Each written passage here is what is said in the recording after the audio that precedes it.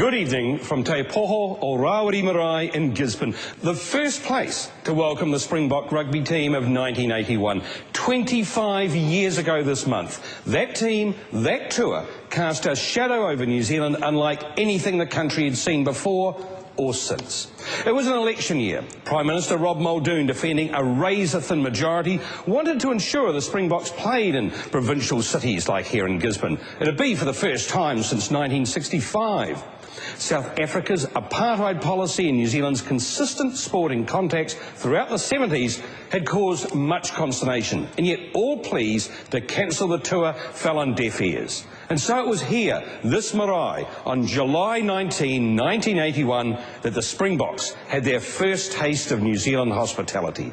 I was here that night, and none of us here, I think, could ever have anticipated that this country was about to descend into near civil war.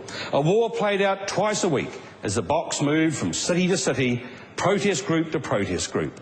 The battle of tactics began here in Gisborne before that very first game against Poverty Bay. This from Robin James. 1981, and like the rest of the country, conservative rural Gisborne was divided over the tour. It was serious, it was very serious. It split families, it split my family. Dad was a rugby supporter and he wanted the tour to go on. My sister had married a South African. Gisborne cartoonist Murray Ball was an All Black trialist. His dad had been an All Black. Yet Murray and his brother were anti-tour. They were there on the day of the game, protesting. Murray carrying the Save Steve Biko banner. He was as surprised as anyone when the march took an unexpected turn and headed over the golf course towards the rugby grounds.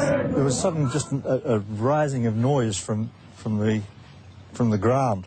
I was scared as hell. Anti-tour met pro-tour. It was more the feeling of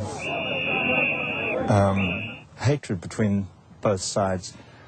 It was strange for New Zealanders to feel so aggressive against New Zealand. These were the days of innocence, the unknown. Protesters were yet to wear shields and crash helmets.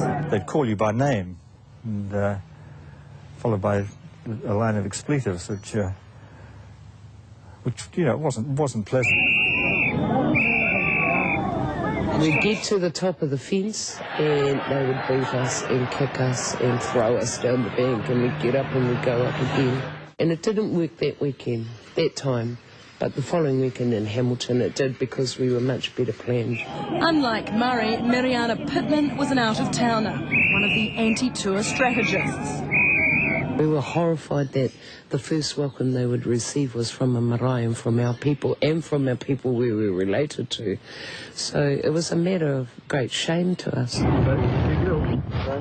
On the day before the game, Mariana and 3 others broke into the rugby grounds, littering the field with broken glass they'd got from Gary McCormick's house. We were all really, really nervous because it was the first time that we'd decided to take action that was illegal and step over the line, and we knew we would be arrested. After that stunt, her uncle didn't talk to her for 10 years. She was arrested 7 more times during the tour. From Gisborne on in, it was, people thought, well, I'll get arrested. I will make a conscious decision to get arrested. And from there on, and thousands of people stepped over that line. So for me, it was a really significant thing. She believes the relationships that were forged in 81 remain. They were the relationships that came together over the hikoi as well, and have survived. Even relationships between Pākehā activists and Māori activists, those are still the ones that survive today, because a level of trust was attained at that time that never actually went away. For local Murray Ball, the legacy of the tour didn't go away. In restaurants you'd hear people talking rather over loudly behind you, mentioning your name and rugby and bastard and that sort of thing, which was uncomfortable. He also had a share of hate mail after withdrawing Dog as the All Blacks mascot. But in the end, he believes the wounds have healed. I think it was a trauma in our national life, and like most traumas, it hurts at the time, but you often come out stronger on the other side, and I hope we've done that.